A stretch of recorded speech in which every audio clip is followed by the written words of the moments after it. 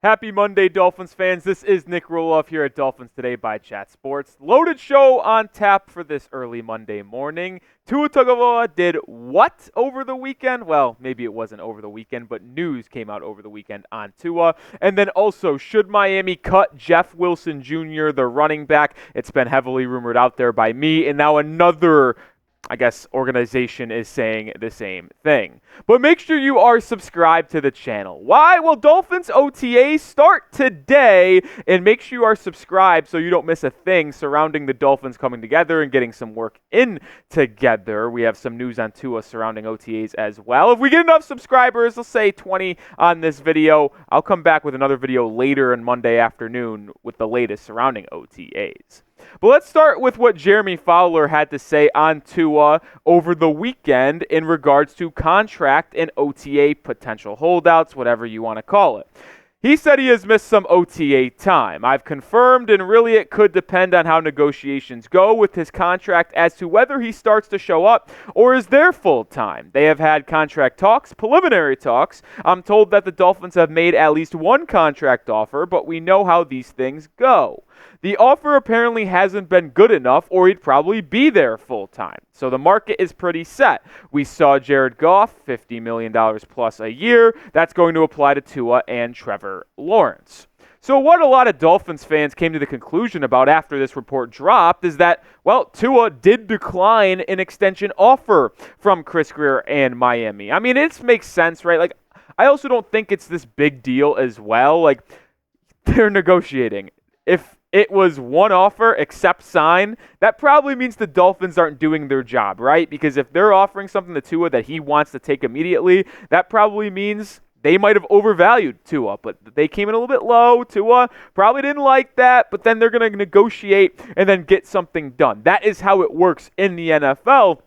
I'm not going to overreact to this and say Tua doesn't want to be with the Dolphins because he declined an extension offer. That's not how I'm going to react to this. I'm just going to say keep the cool heads. They're going to get to negotiating, and I do think it gets done before training camp. Now, if that's the best move for Miami, that's to be determined, but I do think Chris Grier and Tua come together and getting the long-term extension done by the time training camp in July rolls around. But you be honest for me, because we are going to talk about what Tua should get in the open market, what he could get, and if he deserves it. But are you concerned about Tua declining an extension offer from Chris Grier? Type C if you are concerned. Type F if you're fine.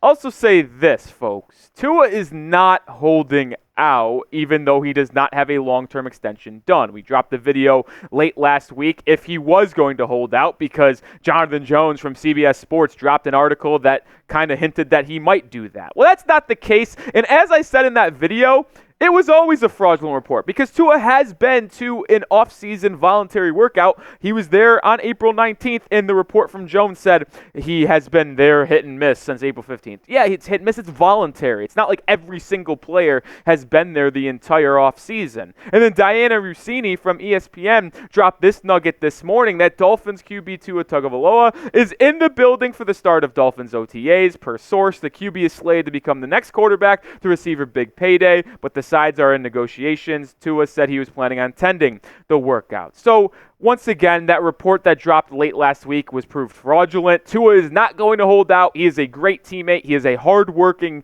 guy. No matter what you want to say about his arm strength, his talent, whatever you want to say about Tua, he works hard and wants to win for the Miami Dolphins, and he is there with the OTAs beginning today. And it's all about finding common ground going forward, right? As I mentioned, negotiations are going to happen. The Dolphins are going to come a little bit lower. The Tua is probably going to go a little bit high. And then they're going to meet in the middle and find the correct contract extension for the lefty because he deserves to get paid. It's just a matter if Miami is willing to make him one of the highest paid quarterbacks in all of football. I do believe he will be paid in the top 10 quarterback range of all football. And that's kind of what happens when you get these new deals coming in, right? They're always resetting the market. Not resetting it. Tua won't be the top paid quarterback in all football, but he will be probably in the range of 6 to 10. And I think we have a good framework of what a Tua deal is going to look like. We've referenced this deal quite a bit on the show ever since it was announced by the Detroit Lions a week ago today. Jared Goff last week on Monday got paid 4 years, $212 million, $170 million guaranteed, and $53 million in annual average salary. I think that's a very fair offer for Jared Goff, and I believe that would be also very fair for Tua. But then there are rumors coming out in the same time frame this weekend that the Jaguars quarterback, Trevor Lawrence, who has only played in 3 seasons, by the way, is likely going to get an extension from Jacksonville that is more than $50 million on an annual average basis. And that makes sense, too. But if you're trying to get Tua in the mid-40s, high 40s range, and you're a fan that thinks that's fair, you are sadly mistaken. And although I do believe Tua is a better quarterback than Trevor Lawrence, and I think the stats back that up, I think the eye test backs that up. They are both going to get more than 50 mil. And this is a good comparison of Trevor Lawrence in his second and third seasons of the league because he's only played 3. We're only looking at the last 2 here for Tua and T-Law. They are very similar in yardage, touchdowns, the same amount of interceptions, but Tua clears him in QB rating. And the fact that Tua has an 8-touchdown lead in terms of passing, as well as a little bit a lead in yards, and has played in 3 less games, just shows that Tua is a better quarterback than Trevor Lawrence. And sure, the raw box score is not going to tell the whole story, but the eye test backs it up as well. And I get it, the Dolphins have an elite weaponry to surround Tua with. Tyreek Hill, Jalen Waddle, 18 rushing touchdowns from Raheem Mostert a year ago. But Tua is a great quarterback for this Mike McDaniel-led offense. He knows the system. He has pinpoint accuracy. I know there are concerns about his arm strength and how it holds up in the Northeast and the cold weather in late December, early January when you have to be at your best, but there just simply isn't a better option out there for Tua, or for the Dolphins other than Tua, I should say, and he is better than Trevor Lawrence, and he is right there with Jared Goff as well, so getting that type of contract makes a lot of sense. So I took a little bit of a stab at what I think a Tua contract extension could look like in this offseason. It's been rumored out there that 4 years, $220 million is probably the range for Tua if this gets done this offseason, and I think that's fair. $55 million a year. He's younger than Jared Goff. He's on the up and up. He's had 2 good seasons in a row. He just played 17 games last season. I think it's worth giving him this contract. So what I'm doing in comparison to Goff, I'm getting $8 million more total, which comes out to $2 million more on an annual average basis per season. And I'm also giving Tua $10 million more guaranteed. Jared Goff got $170. Tua gets $180. So if you are just looking at this contract, this is more of a $45 million per year contract, because if it's not guaranteed, you can get out of it in the NFL. So after seeing this contract, I want to know what you have to think. This is what I think a projection could look like, and I am totally okay giving this to Tua this offseason. Would you give this contract to number 1? Type Y for yes or type N for no.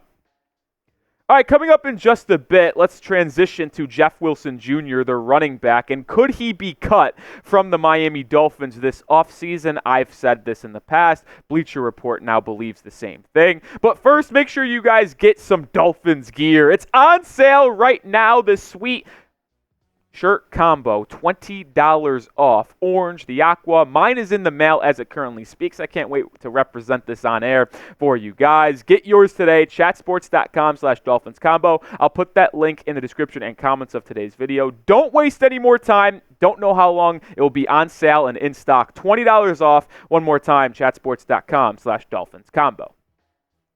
Let's talk Jeff Wilson Jr. now, because the running back, who has done some nice things for Miami in the past, might be on the outs in this depth chart and this 53-man roster that it has to get cut down to in late August. I've thought he could get cut, but now Bleacher Report says the same thing. David Kenyon of Bleacher Report said Miami leaned on Raheem Mostert and Devon Achane last year, which limited Jeff Wilson Jr. to 41 carries. Plus, the Dolphins just drafted speedy Tennessee back Jalen Wright.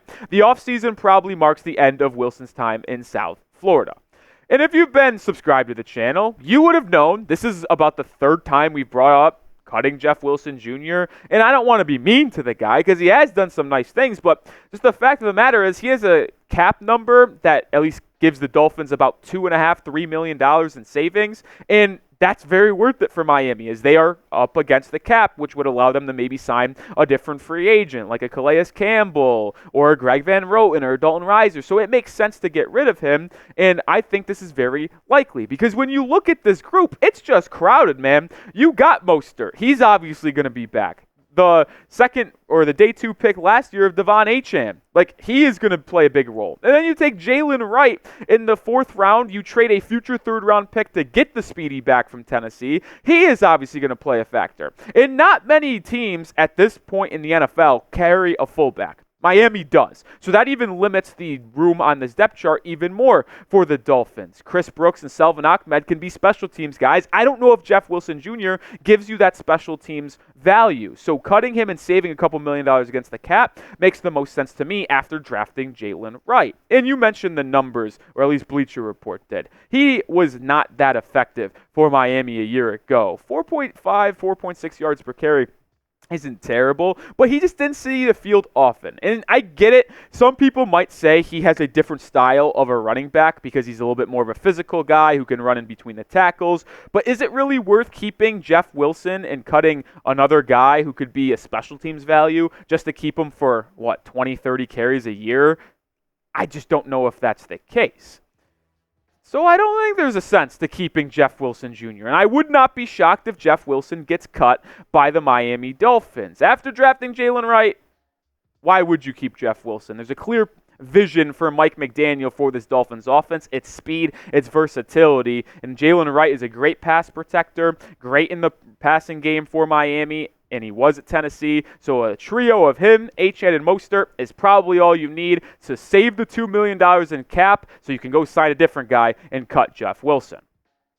But my question to you is, will the Dolphins cut Jeff Wilson? Do you believe what I'm saying? Do you believe what Bleacher Report is saying? Type 1 for yes, type 2 for no if he will be cut. All right. That will do it for today's video. Appreciate everyone watching. Make sure you do follow me at Twitter at Nic_Rohloff. I mentioned OTAs start today. We'll come back with another video later on today breaking down day 1 of Dolphins OTAs. But if you want to see clips, highlights, and more notes, follow me at Twitter at Nic_Rohloff. I'll see you later. Go Fins.